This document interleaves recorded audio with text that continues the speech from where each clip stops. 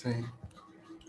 तो एक प्रॉब्लम में लिखता हूँ, इस टाइप के सर ने क्लास में भी एक कराया था, थोड़ा एक जल्दी जल्दी से रिवाइज करते जाएंगे। तो मेरे पास एक, सॉरी,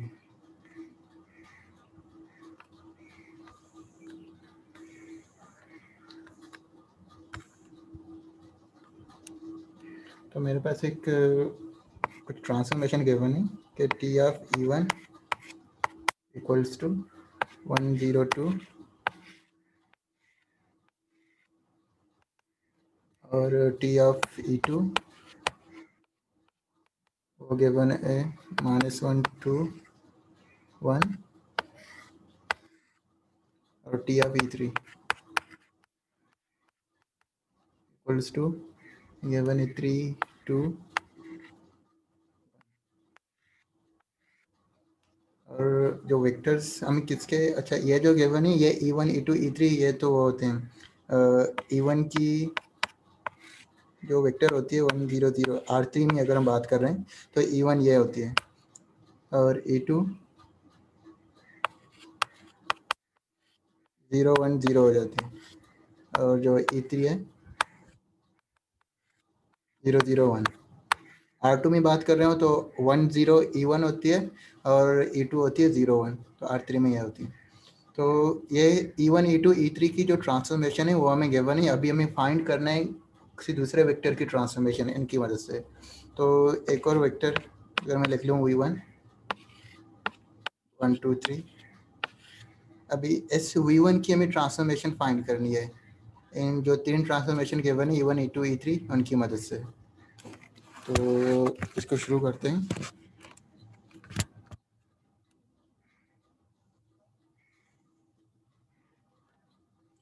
अच्छा, तो सबसे पहले जो V1 वेक्टर है इसको मैं E1 E2 और E3 की लीनियर कॉम्बिनेशन में लिख सकता हूँ, क्योंकि E1 E2 E3 ऐसे वेक्टर्स होते हैं कोई भी वेक्टर उनकी लीनियर कॉम्बिनेशन में लिखा जा सकता है। तो ये वेक्टर अगर V1 है तो इसको मैं लिख सकता हूँ E1 plus 2 times E2 plus 3 times E3। E1 मेरे पास था 100 प्लस 2 010 प्लस 3001। अगर आप इनको ऐड कर लें तो वही V1 ही आ जाएगा। तो V1 को इस फॉर्म में लिख सकता हूँ। अच्छा, तो ये मेरे पास इक्वेशन है। हमें फाइंड क्या करना है, हमें फाइंड करना है टी ऑफ V1, ये हमें फाइंड करना है। तो मैं क्या करूँगा, इस पूरे इक्वेशन पे ट्रांसफॉर्मेशन लगा दूंगा।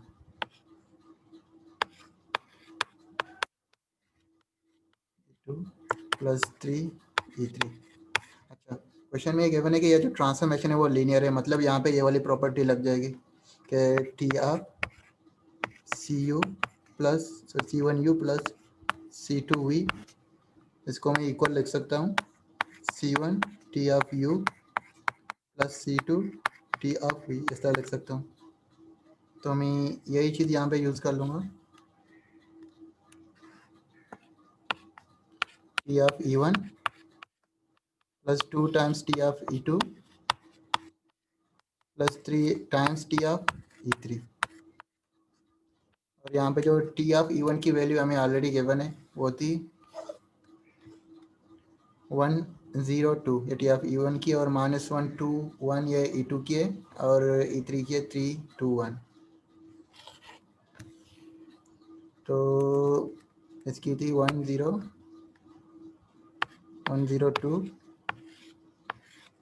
Plus 2 times T of E2, T of E2 थी -121 प्लस 3 टाइम्स 3 ऑफ E3 थी 321।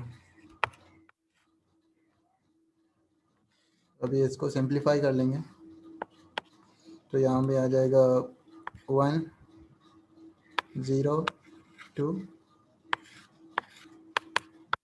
प्लस यहाँ पे आ जाएगा -242, यहाँ पे आ जाएगा 963। सिंप्लीफाई कर लें, 1 - 2 +9, ये हो जाएगी 8, और नीचे आ जाएगा 10,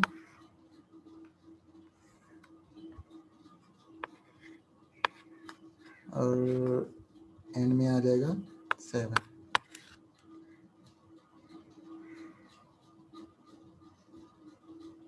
सही है। तो इस तरह के क्वेश्चन आ सकता है कि आपको E1 E2 E3 की ट्रांसफॉर्मेशन गिवन हो और आपको किसी भी आर्बिट्रेरी वेक्टर की ट्रांसफॉर्मेशन आपसे पूछा जाए। अच्छा, यहाँ से आप वो जो ट्रांसफॉर्मेशन मैट्रिक्स है वो भी निकाल सकते हैं। तो वो कैसे निकालेंगे, उसको ट्राई करेंगे। तो मैं अज्यूम करूँगा कि मेरा जो वेक्टर है मेरा, मैं इस वेक्टर के लिए फाइंड करना चाह रहा हूँ। इस वेक्टर को मैं एक्स का नाम देता हूँ, और वेक्टर के जो कंपोनेंट हैं x1 x2 x3। अच्छा, x को मैं किस तरह लिख सकता हूँ, इसको लिख सकता हूँ x1 times E1 plus x2 times E2 plus x3 times E3। ये x की इक्वल है। हमें फाइंड करना है x का ट्रांसफॉर्मेशन, x की ट्रांसफॉर्मेशन।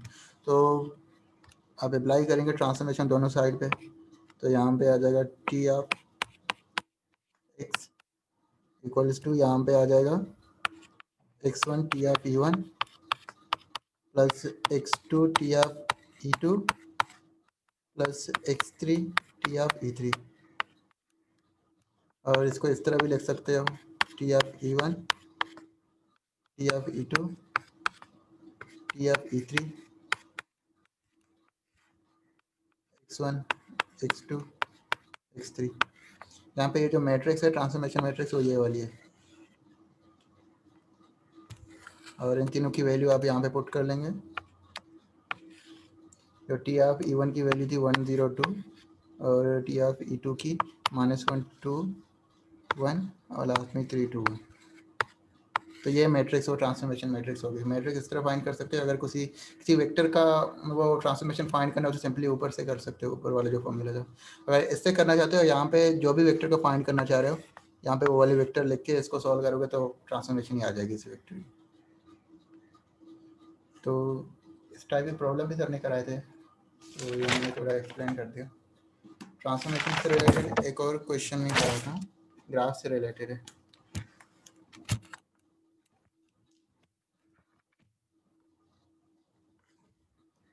सॉरी,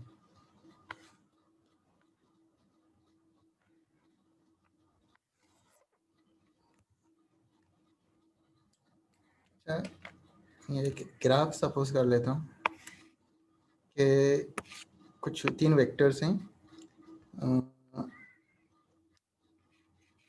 एक वेक्टर ये है, और एक वेक्टर लेट सपोज ये वाली है, और एक थर्ड वेक्टर ये वाली है। 3 वेक्टर्स हैं, और यहाँ पे लेट सपोज ये वाला मेरा v वेक्टर है, ये वेक्टर u वेक्टर है, और ये वाला w वेक्टर है। अच्छा, इसके कोरिस्पॉन्डिंग एक और मैप गिवन है, एक और ग्राफ गिवन है। यहाँ पे ट्रांसफॉर्मेशंस की मतलब जो इसी इन वेक्टर्स की इमेजेस गिवन है, सिर्फ u और v की।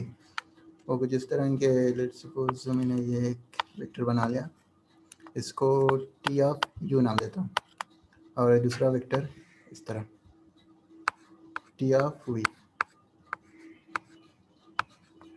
अच्छा अच्छा, इसके कोऑर्डिनेट्स भी लिख लूँ। ये वाली यहाँ पे 1, और यहाँ पे 2,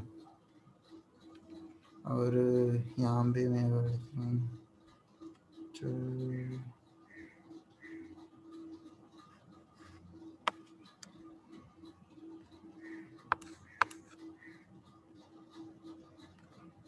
ये वाली 1 है, दोनों यहाँ पे टच हो रहे हैं। ये वाली 1 है, और सपोज ये वाली भी 1 है। अच्छा, एक मिनट थोड़ा चेंज कर लेते हैं इसको।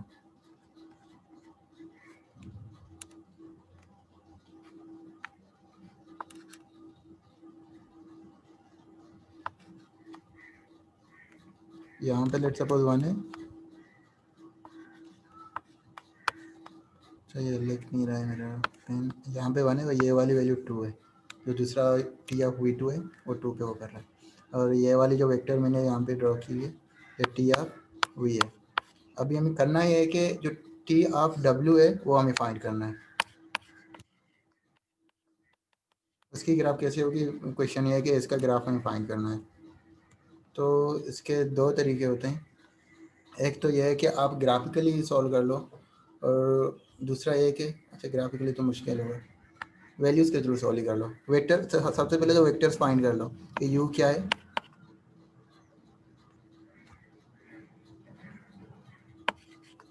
यू वेक्टर क्या है। अच्छा यू वेक्टर अगर यहाँ पे आप लोग देख लें तो ये एक कोऑर्डिनेट इसका 1 आ रहा है और दूसरा 2 आ रहा है, तो जो वेक्टर यू होगा वो होगा 1 2, और जो वेक्टर वी होगा वो हो जाएगी, वेक्टर वी एक्स एक्सिस पे ही है, तो मतलब इसका जो एक्स पार्ट है 1 होगा और जो वाई पार्ट है वो 0 हो जाएगी, और जो डब्ल्यू वेक्टर है वो वेक्टर इसका एक्स पार्ट 0 है तो 0 1, वो सॉरी 1 है 0 2 है, तो ये एक मिनट, अच्छा सॉरी सॉरी सॉरी मैंने यहाँ पे मिस्टेक की हुई है, ये 2 यहाँ पे W2 पे और यहाँ पे 1 है, तो U वेक्टर क्या हो जाएगी, ये 1 1 हो जाएगी, 1 1 वी वेक्टर 1 0 हो गई और W वेक्टर 0 2 हो गई। अच्छा अच्छा अगर यहाँ पे आप देखें ये जो W U और V ये जो तीन वेक्टर्स हैं ये तीनों एक ही प्लेन पे लाई कर रहे हैं, इसका मतलब इनमें से कोई सा भी मैं दो वेक्टर ले लूँ तो तीसरा वेक्टर उन दोनों के स्पेन पे ही लाई करेगा। अगर U और V वेक्टर को ले लूँ तो ये इन दोनों का जो स्पेन आ रहा है वो पूरा प्लेन आ रहा है, और जो W वेक्टर है वो उसी प्लेन के अंदर ही लाई कर रहा है। इसका मतलब जो W को मैं लिख सकता हूँ in linear combination of U and V। तो अगर इसको मैं यहाँ पे लिख लूँ, W को मैं लिख सकता हूँ is a linear combination of U and V। अच्छा अगर W को U और V की लीनियर कॉम्बिनेशन में लिख सकता हूँ तो x1 और x2 ये जो वेट्स हैं ये क्या होंगे, जो पहले सबसे पहले तो मैं W लिख लेता हूँ, W मेरे पास है 0 2 x1, और जो U है मेरे पास 1 और ये भी 1 है, प्लस x2 1 0। अच्छा ये तो इतना वो नहीं है, मुश्किल नहीं है, इसमें डायरेक्टली एस्टिमेट भी कर सकते हो, अगर नहीं कर सकते तो फिर इसको इक्लोन के रेडियस इक्लोन के थ्रू सॉल्व कर सकते हो। यहाँ पे ये है कि अगर मैं वेक्टर जो u है इसको 2 से मल्टीप्लाई करूँ, मतलब यहाँ पे 2 टाइम्स 1 1 कर दूँ प्लस x2, अच्छा यहाँ पे x2 की जगह क्या वेट दे दूँ मैं, x2 की जगह मैं यहाँ पे अगर माइनस 2 ये कर लूँ तो 2 माइनस 2 0 हो जाएगी, पहला टर्म आ जाएगा, और 2 माइनस 0 2 आ जाएगी। सही है, तो यहाँ पे जो वेट्स हो गए मेरे पास आ गए 2 and minus 2 u minus 2 v equals to W, तो ये W की लीनियर कॉम्बिनेशन आ गई। अच्छा हमें करना क्या है, W का वो जो ग्राफ है वो हमें बनाना है, तो वो कैसे बनाएंगे, अभी उसकी ट्रांसफॉर्मेशन का जरूर बनाना है, तो यहाँ पे पूरे इक्वेशन में ट्रांसफॉर्मेशन अप्लाई कर लोगे, पूरे इक्वेशन में जब ट्रांसफॉर्मेशन अप्लाई करोगे तो यहाँ पे आ जाएगा T of W equals to, चूँकि लीनियर है तो 2 times T of U minus 2 times T of V, तो ये डब्ल्यू का लीनियर कॉम्बिनेशन बन गया। अभी टी ऑफ यू और टी ऑफ वी हमें गिवन है, तो उसके थ्रू हम डब्ल्यू का भी वो ग्राफ बना सकते हैं। तो जो हमारे पास टी ऑफ यू था इसको 2 टाइम्स करके, और टी ऑफ वी था उसको भी 2 टाइम्स करके, टी ऑफ वी की डायरेक्शन को नेगेटिव करके जो नया वेक्टर आएगा वो हमारे पास टी ऑफ डब्ल्यू हो जाएगी। तो ग्राफ की तरफ चलते हैं। अच्छा, तो मैं इस ग्राफ को, अच्छा डब्ल्यू इसको यहाँ पे ड्रा करने की कोशिश करता हूँ। अच्छा, यहाँ पे मैं ड्रा करने वाला हूँ डब्ल्यू को। अच्छा, जो u और v वेक्टर हैं दोनों को सबसे पहले तो डबल करनी है, तो इसको यहाँ पे 2 1 है तो ये डबल हो जाएगी, यहाँ पे आ जाएगा, और ये कोऑर्डिनेट इसका हो जाएगा 4 और ये कोऑर्डिनेट इसका हो जाएगा 2। ये यू टी ऑफ यू हो गई, टी ऑफ वी को डबल करने के बाद यहाँ पे आ जाएगा, और इसकी जो पहले क्या था 1 1 पे था, तो ये अभी 2 2 पे आ जाएगा, यहाँ पे भी 2 हो जाएगी, यहाँ पे 2 हो जाएगी, क्योंकि जो वी है वो नेगेटिव डायरेक्शन में, तो ये यहाँ पे आ जाएगा, यहाँ पे 2 बन जाएगी और यहाँ पे -2। ये समझ में आ रहा है ना? ग्राफ की वो नहीं है, सही नहीं बन रही। हेलो, समझ में आ रहा है सबको?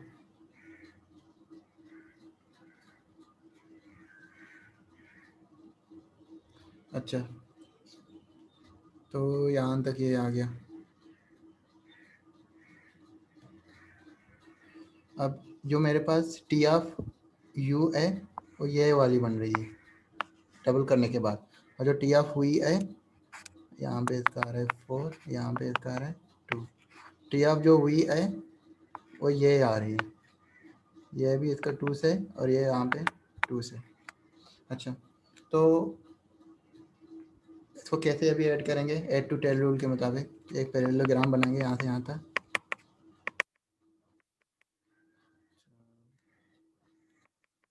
पैरेललोग्राम ऐसे बना लिया, तो ये वाली वेक्टर एक ये बन जाएगी। अब हेड और टेल को जो मिलाओगे तो ये वाली वेक्टर हो जाएगी, और ये वाली वेक्टर हो जाएगी टी ऑफ डब्ल्यू।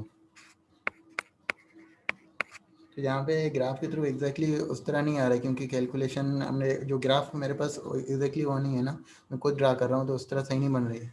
अगर आप जो डब्ल्यू यहाँ से निकालने के बाद खुद पुट करेंगे तो फिर सही आ जाएगा, एग्जैक्ट आ जाएगा। तो यहाँ पे 2 टी ऑफ यू की वैल्यू हमें गिवन थी क्वेश्चन के अंदर, जो कि था, हमने फाइंड की थी, सॉरी गिवन नहीं थी, हमने फाइंड की हुई थी, वो एक दफ़ा देख लेते हैं।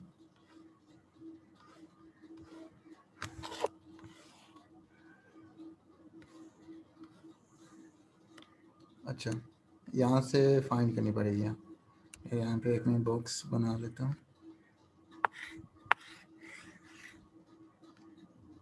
यहाँ पे टी ऑफ यू क्या है, यहाँ पे देखें जो यू का एक्स कोऑर्डिनेट है वो 2 है, वाई कोऑर्डिनेट 1 है, तो 2 1 है।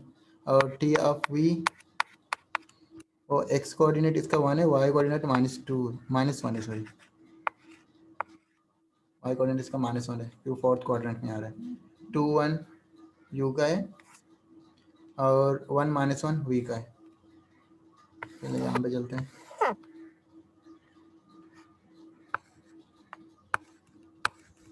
2 1 यू का है, -2 टाइम्स 1 -1 ये वी का है, और इसको सॉल्व कर लें, हो जाएगी 4 2 -2, यहाँ पे आ जाएगा -2।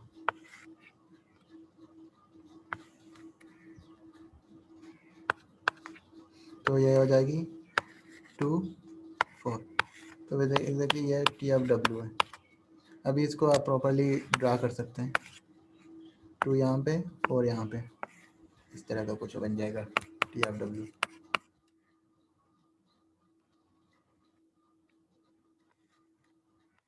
सही है। अच्छा, एक और क्वेश्चन कर लेते हैं, और थोड़ा इनवर्स से थोड़ा रिलेटेड है, और इसके बाद फिर पूरा एक प्रोसीजर करके किसी मैट्रिक्स का इनवर्स निकालेंगे। पहले ये सिंपल सा एक क्वेश्चन था, तेरा डिस्कस कर लो। अच्छा, क्वेश्चन कुछ इस तरह है कि ए minus A x inverse, easy सा क्वेश्चन है, जल्दी समझ आ जाएगा, इक्वल्स टू एक्स इनवर्स। अच्छा, ये जो ये ऊपर का पार्ट इंक्लूडेड नहीं है,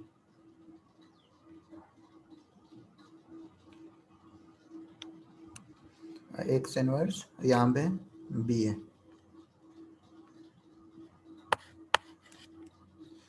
अच्छा, क्वेश्चन में यह गिवन है कि यहाँ पे एक्स, ए एक्स और ए माइनस एक्स ये इन्वर्टिबल है।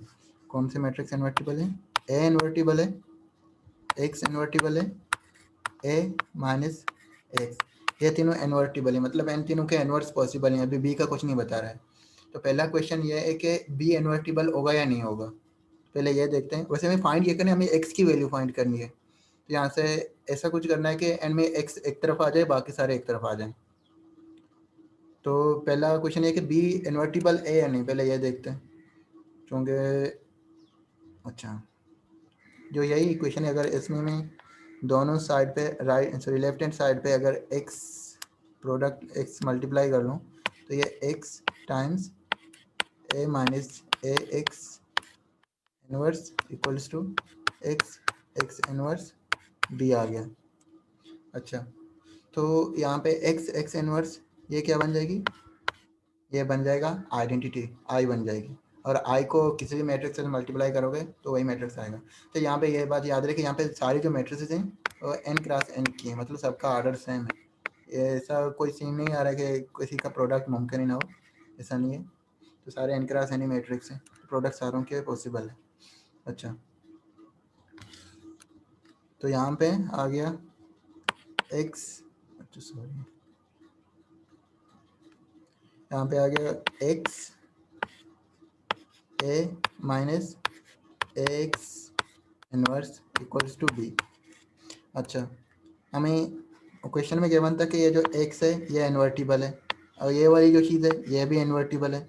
अच्छा, दो इन्वर्टिबल मैट्रिसेस का प्रोडक्ट भी एक इन्वर्टिबल मैट्रिक्स इन्वर्टेड सॉरी दो दो इन्वर्सेस दो मैट्रिसेस जिनका इन्वर्सेस पॉसिबल हैं, जो इन्वर्टेड मैट्रिक्सेस हों, तो उनका प्रोडक्ट भी एक ऐसा मैट्रिक्स आएगा जिसका कोई इन्वर्स पॉसिबल इन्वर्स एग्जिस्ट करता है, इन्वर्स पॉसिबल है। तो यहाँ पे ये बात कंक्लूड कर रहे हैं कि ये जो बी मैट्रिक्स है ये भी इन्वर्टिबल है, इसका भी इन्वर्स पॉसिबल है। अच्छा, अब इसके बाद आते हैं एक्स की वैल्यू को कैसे फाइंड करेंगे। तो एक्स की वैल्यू को फाइंड करने के लिए तो यहाँ पे जो ये वाली टर्म है, बेसिकली अगर पहले मैं इसको हटा दूँ क्योंकि इन्वर्स से मेरा जान छूट जाएगा, तो एक्स, अच्छा sorry, x right hand side पे ये वाली चीज़ मल्टीप्लाई करना।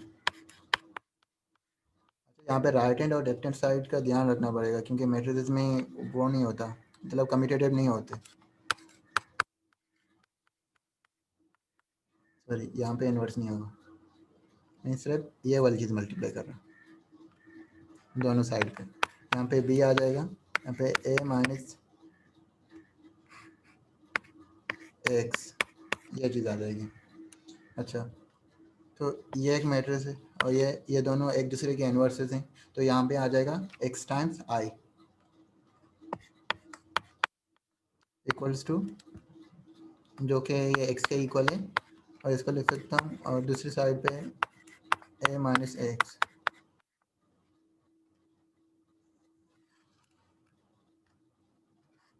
अच्छा, तो एक्स इक्वल्स टू, यहाँ पे बी को मल्टीप्लाई करोगे दूसरे मैट्रिक्स के साथ, यहाँ पे आ जाएगी B A minus B A X.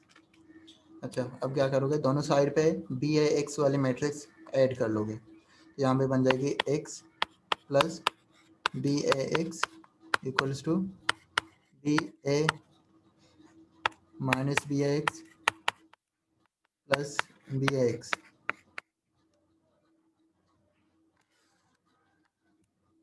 तो ये वाली जो टर्म है ये ज़ीरो मैट्रिक्स बन जाएगी, और ज़ीरो मैट्रिक्स का किसी मैट्रिक्स के साथ मल्टीप्लाई करोगे तो वही मैट्रिक्स ही आएगा। तो यहाँ पे मेरे पास आ गया x plus B A x equals to B A.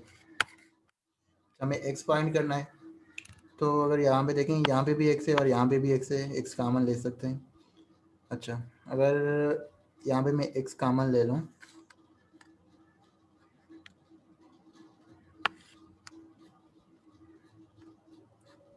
One plus B A यहाँ पे x कॉमन ले लिया इक्वल्स टू बी है। अच्छा यहाँ पे एक बात याद रहे, यहाँ पे मैं इस तरह कॉमन नहीं ले सकता। अगर मैं यहाँ पे मेरे पास ये थी x प्लस बी है, अगर आप ये करना चाहें कि आप x कॉमन ले लें इस तरफ 1 प्लस बी है, तो ये बिल्कुल गलत वो है, इस तरह नहीं करनी है कि कम्यूटेटिव नहीं होती, वो लॉ ओबे नहीं करती है मैट्रिक्स में, तो ये बिल्कुल नहीं करना है। राइट हैंड साइड पे x कॉमन लेनी है, तो x कॉमन ले लिया यहाँ पे। अब क्या करोगे, लेफ्ट हैंड साइड पे 1 प्लस बी ए एक्स वो कर लोगे, मल्टीप्लाई कर लोगे उसका इन्वर्स।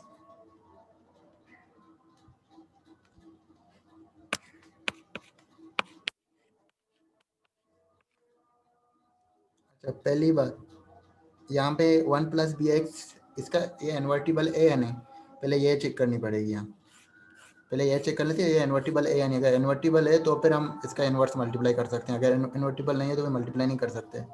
पहले ये चेक कर लेते हैं कि ये इन्वर्टिबल ए है नहीं। वो कैसे चेक करेंगे, वो इस तरह करेंगे कि अगर x को हम सॉरी ये वाली जो मैट्रिक्स है इसको ऐसे मैट्रिक्स के प्रोडक्ट में लेकिन कि वो सारे इन्वर्टिबल हों, तो हम ये कहेंगे कि ये वाली मैट्रिक्स भी इन्वर्टिबल है। तो पहले ये चेक कर लेते हैं। तो यहाँ पे 1 प्लस बी है एक्स, यहाँ पे एक्स इनवर्स मैंने राइट हैंड साइड पे मल्टीप्लाई कर लिया दोनों को। अच्छा तो यहाँ पे आ गया 1 plus B A equals to B A x inverse. अच्छा क्वेश्चन में पहले से गिवन था कि ए एक्स, ये एक्स के इन्वर्स, ये सारे ये इन्वर्टिबल हैं, और बी तो हमने ऊपर फाइंड कर लिया कि बी भी इन्वर्टिबल है। इसका मतलब ये 1 प्लस बी ए ये भी इन्वर्टिबल ही होगा, क्योंकि ये इन्वर्टिबल मैट्रिक्स के प्रोडक्ट में है, तो ये भी इन्वर्टिबल है। तो अभी अपने क्वेश्चन की तरफ चलते हैं। हम यहाँ पे आ गए थे, यहाँ पे हम आ गए थे, यहाँ से आगे अब क्या करेंगे, जो 1 प्लस बी है इसका इन्वर्स दोनों साइड पे मल्टीप्लाई करेंगे, लेकिन यहाँ पे जो मल्टीप्लाई होगी वो लेफ्ट साइड पे होगी। तो यहाँ पे आ जाएगा 1 plus B A inverse 1 plus B A x equals to 1 plus B A, यहाँ पे भी लेफ्ट साइड पे ही लिखनी पड़ेगी बी ए। अच्छा यहाँ पे आ जाएगा, ये आइडेंटिटी बन जाएगी, identity time X equals to, यहाँ पे हो जाएगी 1 plus B A inverse B, यही बेसिकली एक्स के इक्वल। तो एक्स की वैल्यू क्या होगी, 1 plus B A inverse into B. तो ये इस तरह एक्स की वैल्यू फाइंड कर लेते हैं। अगर यहाँ पे किसी को प्रॉब्लम है तो वो बता दें। इसके बाद एक इनवर्स, एक ऐसा प्रॉब्लम डिस्कस करेंगे जिसमें इनवर्स निकालना हो।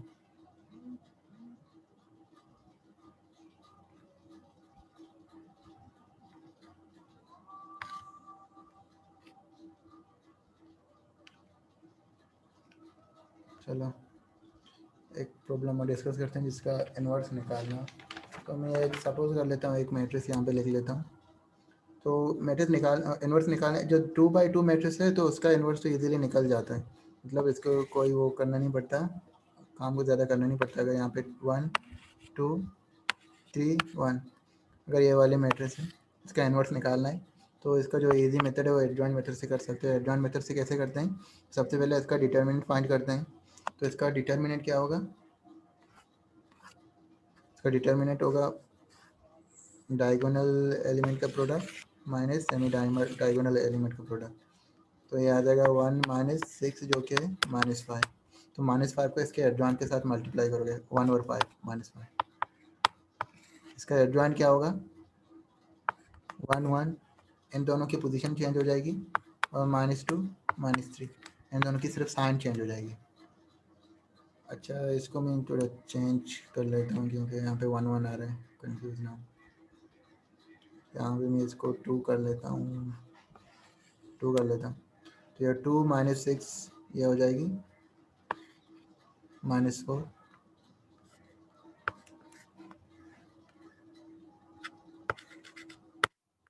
-4 और यहाँ पे भी -4 मल्टीप्लाई हो जाएगी 1 और -4 और यहाँ पे आ जाएगा 2 1 ये हो गए। अब सिंपली मैट्रिक्स को उसके 1 ओवर -4 के साथ मल्टीप्लाई करने के बाद जो मैट्रिक्स आएगा वो सिंपली इन्वर्स होगा इस वाले का। तो 2/2 के केस में तो इजी है, इतना मुश्किल नहीं है, लेकिन 3/3 में थोड़ी मुश्किल हो जाती है। वहाँ पे एडवांस निकालने का अलग बहुत बड़ा प्रोसीजर होता है। तो वो एडजॉइंट मेथड जो सर ने अभी तक नहीं पढ़ाया 3/3 का, तो वो अभी हम नहीं कर रहे हैं, क्योंकि सर ने ऑपरेशन के थ्रू कैसे निकालते हैं इन्वर्सेस वो पढ़ाया था। तो वो वाला एक प्रॉब्लम डिस्कस कर लेते हैं। तो क्योंकि टाइम कम है, मैं एक इजी सा मैट्रिक्स ले लेता हूँ, इसमें ज़्यादा कैलकुलेशन ना करनी पड़ी। 1 2 3 और लेट्स सपोज ये 1 0 2, यहाँ पे 0 0 और लेट्स सपोज ये मेरे पास मैट्रिक्स हो गई। अच्छा, इसका इन्वर्स निकालना है। तो इसका इन्वर्स कैसे निकालते हैं, जो सर ने एक मेथड पढ़ाया था लास्ट क्लास में, वो इस तरह था कि इसी मैट्रिक्स को पहले लिखोगे 1 2 3 1 0 2 0 0 1। अच्छा, दूसरी साइड पे आइडेंटिटी मैट्रिक्स लिखोगे।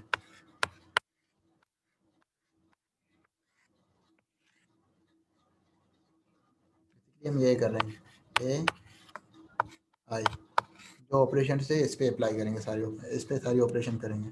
और हमें ले आना क्या है, यहाँ पे आई ले आना है और यहाँ पे इन्वर्स आ जाएगा ऑटोमेटिकली।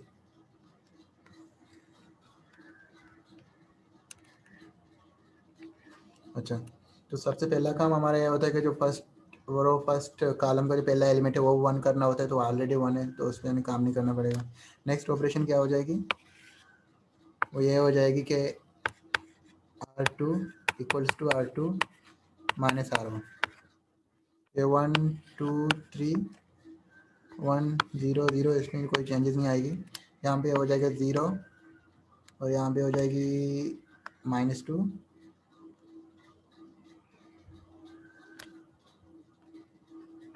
-2 आ जाएगा और यहाँ पे आ जाएगी -1 और नीचे 0 0 1।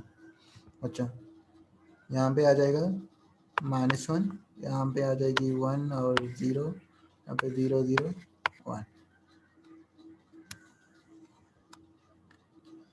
इसके बाद नेक्स्ट ऑपरेशन कौन सी होगी, नेक्स्ट में हमें जो -2 है, जो सेकेंड कॉलम वाला एलिमेंट है, उसको 1, अच्छा उसको 1 ना करें, इसको डायरेक्टली ऊपर वाले रो को मल्टीप्लाई कर दें, क्योंकि हमारा मकसद होता है जो ऊपर में जो 2 है उसको 0 करना होता है। तो पहले उसको 0 कर लेते हैं, क्योंकि फ्रैक्शन से बचेंगे इससे।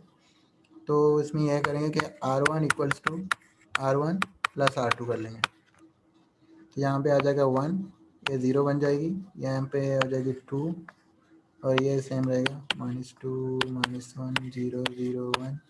और यहाँ पे हम सिंपली ऐड कर रहे हैं, तो ये 0 बन जाएगी, ये 0 बन जाएगी, फिर 0 नहीं बनेगी ये वाली, ये 1 बन जाएगी और ये 0 बन जाएगी। और यहाँ पे ये दोनों तो चेंज नहीं होंगे। अच्छा, इसके बाद -2 को अभी यहाँ पे कोई और मेथड नहीं, यहाँ पे अभी 1 करना पड़ेगा, पूरे रो को मल्टीप्लाई करना है 1 और -2 से। तो R2 = 1/2 -1/2 R2, ऐसे हो जाएगा 1 0 2 हो गई, यहाँ पे 0 1 0 हो गया, यहाँ पे 0 1, यहाँ पे 1/2, यहाँ पे -1/2, यहाँ पे 1/2, सॉरी यहाँ पे माइनस प्लस बन जाएगी और यहाँ पे माइनस आ जाएगा, -1/2, यहाँ पे 0 हो गई और लास्ट रो में कोई चेंज नहीं आएगी, यहाँ पे 0 0 1। अच्छा, अब जो 2 और 1/2 हैं, ये वाली वैल्यूज ये हमें 0 करनी है। तो इसके लिए मैं यहाँ पे जो थर्ड रो जो है वो यूज़ हो रही है, लेकिन उसमें कोई काम नहीं हो रहा है उसमें, तो मैं यहाँ पे 2 ऑपरेशन कर सकता हूँ R3 को यूज़ करके। तो R1 = R1 minus 2 times R3, और जो दूसरे रो में R2 equals to R2 minus half times R3। तो यहाँ पे ये तो 1 हो जाएगी, ये 0 हो जाएगी, ये भी 0 हो जाएगी, ये 0 हो जाएगी, 1 हो जाएगी, 0 हो जाएगी, 0 हो जाएगी, 0 हो जाएगी, 1। और यहाँ पे कैलकुलेशन है, तो हम क्या कर रहे हैं यहाँ पे R1 माइनस 2 टाइम्स R3 कर रहे हैं। तो R3 में यहाँ पे आ जाएगा 0 1, यहाँ पे आ जाएगी -2। अच्छा, R2 में हाफ से मल्टीप्लाई करके ऐड कर रहे हैं, तो यहाँ पे इसमें तो कोई चेंज नहीं आएगी। 1/2 -1/2, यहाँ पे आ जाएगा -1/2, और जो ये भी चेंज नहीं होगा, तो ये इन्वर्स आ गया। तो ये वाली मैट्रिक्स आ गई, बेसिकली ये इन्वर्स हो गया हमारा, ओरिजिनल मैट्रिक्स का ये इन्वर्स हो गया। तो ये एक मेथड था, सर ने पढ़ाया था अभी। तो आज के लिए यहाँ तक बस कर लेते हैं। अगर किसी को क्वेश्चन है तो वो पूछ लें, किसी चीज़ से भी रिलेटेड। पिछले असाइनमेंट से रिलेटेड एक क्वेश्चन था, अच्छा, लास्ट क्वेश्चन है, क्वेश्चन 5। उसमें पार्ट ए में अगर आप अलाउ करें तो मैं स्क्रीन शेयर कर दूं। हाँ उसके अला सॉल्यूशन में जो है ना, मुझे ये समझ नहीं आ रहा था कि प्लेन बन रहा है या लाइन बन रही है। अच्छा, हाँ मैं आपको ट्राई दे देता हूँ।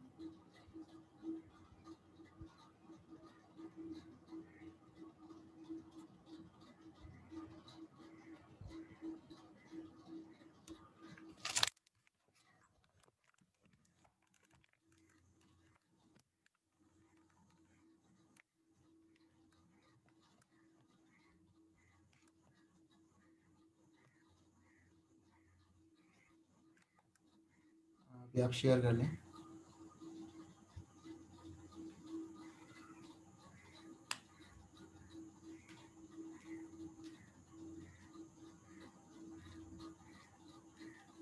सही है।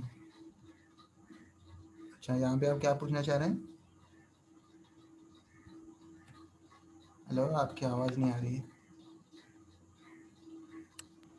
इसमें ये पूछ रहे थे कि इसका स्पैन जो है वो क्या बनेगा, लाइन, प्लेन, या फिर क्या बनेगा, और कौन सी डायमेंशन में बनेगा। तो आई थिंक मैंने इसका आंसर गलत लिखा है, but if you can explain this to me. ये मैंने रिड्यूस्ड इक्लॉन फॉर्म में लेके आई हूँ। नाउ हाँ, आई नीड टू टेल कि इसका स्पैन कैसा बनेगा। अच्छा, इस मैट्रिक्स का तो स्पेन बन जाएगा, R3 बन जाएगी पूरी, प्लेन नहीं जी, बनेगा। R3। R3 जी क्यों बनेगी? क्योंकि यहाँ पे हर एक कॉलम में एक पिवट आ रहा है। तो जी। उसको इस तरह देखते हैं, हर कॉलम में एक एक पिवट आ रहा है, और टोटल जो डायमेंशन है वो भी 3 है। तो R3 के अंदर R3 बन रहा है, मतलब R3 को पूरा स्पेन कर रहा है। तो इसका आंसर होगा span is R3 in R3।